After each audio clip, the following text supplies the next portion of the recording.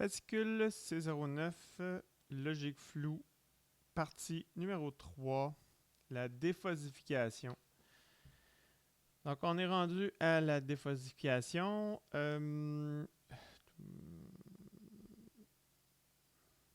Donc, ça s'effectue en deux étapes. Et les deux étapes, en fait, c'est deux fonctions mathématiques. La première chose, c'est l'application des pondérations de chaque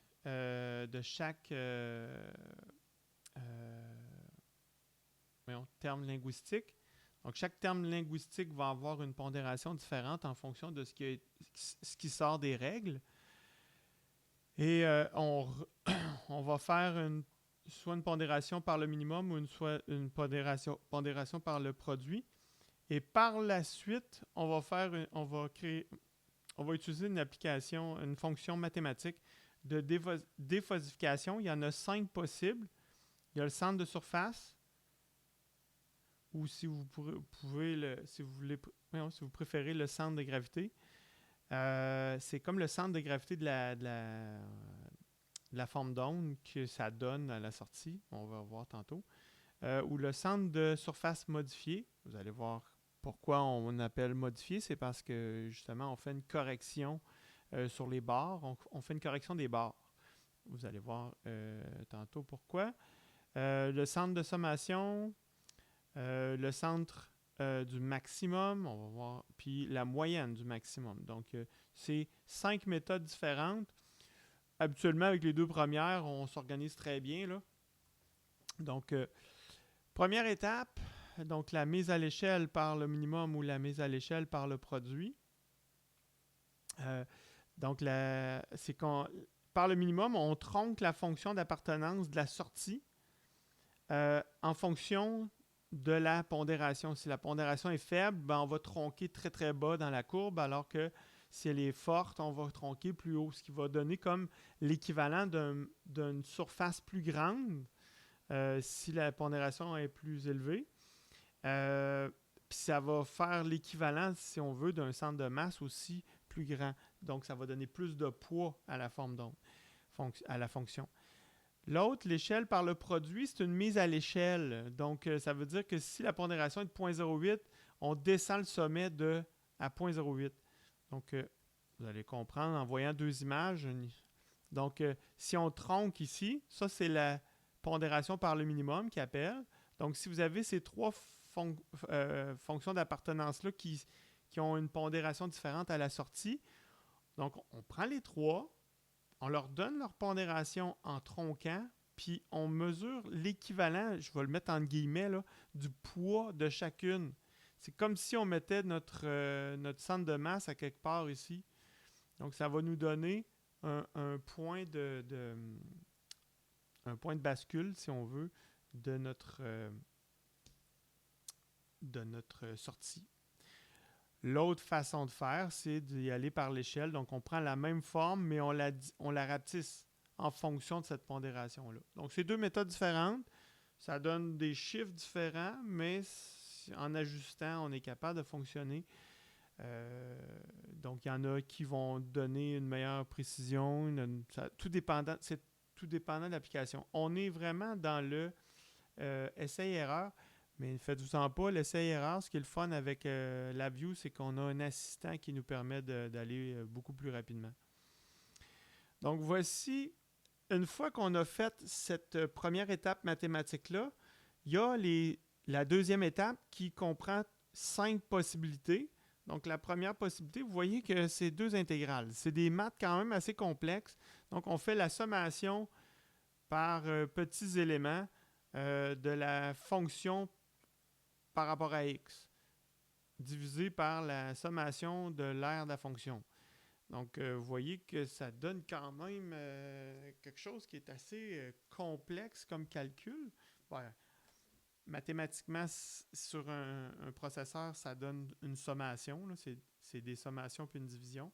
Mais ça reste quand même quelque chose d'assez complexe comme calcul.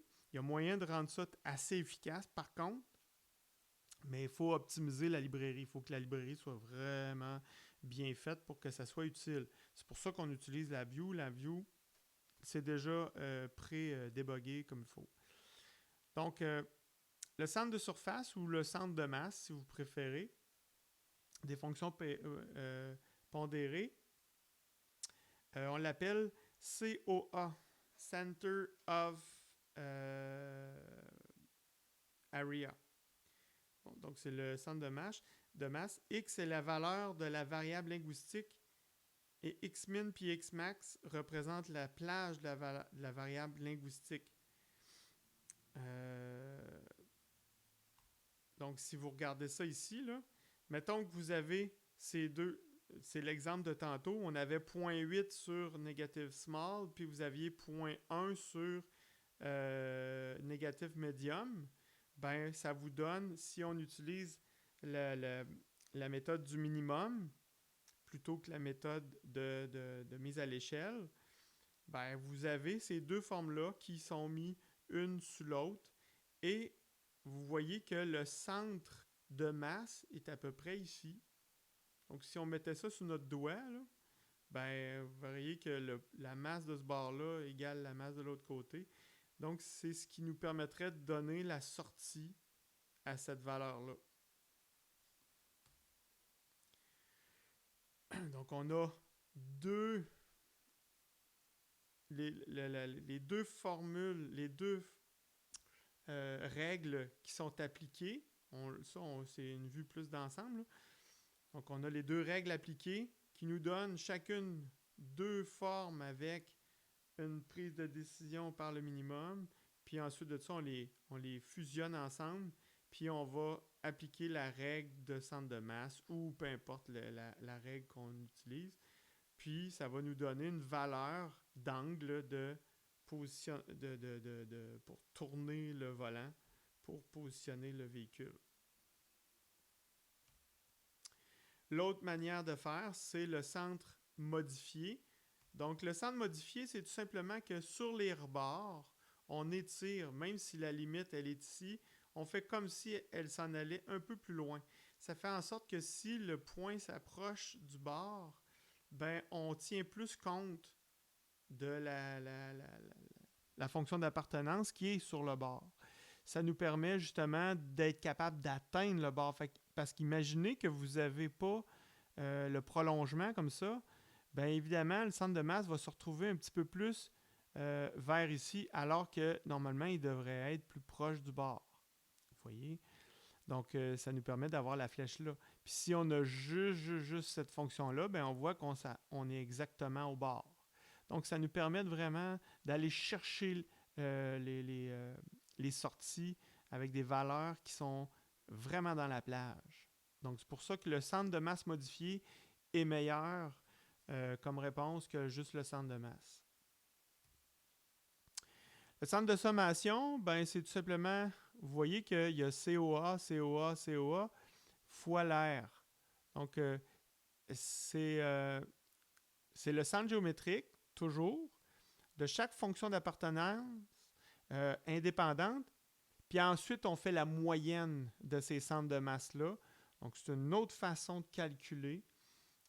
Donc, on fait le centre de masse de façon indépendante de chacune, puis ensuite, on fait une moyenne. Donc, ça nous permet d'avoir le centre géométrique de la fonction. Ça, c'est une méthode. Donc, on a ça. Ça, c'est un exemple géométrique. Le centre du maximum, c'est la moyenne des points maximum de chaque fonction d'appartenance multipliée par sa pondération. Donc, on va chercher la valeur maximum. C'est comme si on prenait le singleton du maximum de la fonction d'appartenance, puis on le multiplie par sa pondération. Donc, si on prend chacune des fonctions qui sont les triangles, on va chercher le maximum, donc le singleton, puis on le multiplie par sa pondération, puis on fait la moyenne. Voilà. Donc, c'est aussi simple que ça. Fait que ça donne une autre façon de calculer, ça donne une autre réponse. Des fois, ça peut être bon, des fois, ça peut ne pas être bon. Puis la moyenne des maximums, donc Ne sélectionne quel affectif? Celle-là, je l'ai jamais utilisé. Alors, typique de la sortie dont l'appartenance est la plus élevée. Cette méthode est surtout utilisée pour la détection de patrons. Ah, ok, ouais. Bon, ça, on fait sortir une seule des réponses. On va chercher celle qui a la meilleure réponse, donc la réponse maximale. Puis c'est celle-là qu'on sort. Ça nous permet de sortir une seule réponse plutôt qu'une réponse plutôt floue. Surtout si on utilise de la détection de patrons. Imaginez que vous voulez détecter un chat ou un chien. On peut utiliser ça pour savoir, bon, ben, on est à 80% dans les chats, puis 90% dans les chiens. Ben, 90%, on va dire c'est un chien. On ne dira pas c'est un chien à moitié chat, là. Ça se peut pas. Donc, cette méthode-là va nous permettre de trancher un peu plus la sortie avec des valeurs plus discrètes. Donc, exemple ici, tac, tac, vous avez 3 fonctions d'appartenance actives.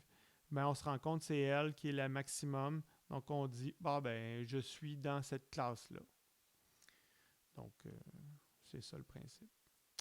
Ça met fin à la théorie sur la logique floue. Je sais très bien que vous avez besoin de pratique. Je vais rajouter des vidéos éventuellement sur l'utilisation des... en fait, je vais vous faire un démo sur le laboratoire. Je vais vous faire aussi une explication de comment utiliser le Fuzzy System Designer. Là, présentement, vous n'avez rien sur le sujet. Vous allez voir que c'est assez simple. C'est un assistant, puis ça va quand même assez bien. Donc, je vais revenir là-dessus. Fait que réécoutez bien les vidéos. Ça va vous aider. Puis, on se reparle durant les cours. Gênez-vous pas de poser des questions. Je vais essayer aussi de créer des exemples. Je sais bien que ça me rajoute de l'ouvrage. Si j'ai du temps, une fois que le laboratoire va être complètement préparé, je vais peut-être pouvoir rajouter des exemples d'ici la fin de la session. Fait que je vous laisse là-dessus. Bye.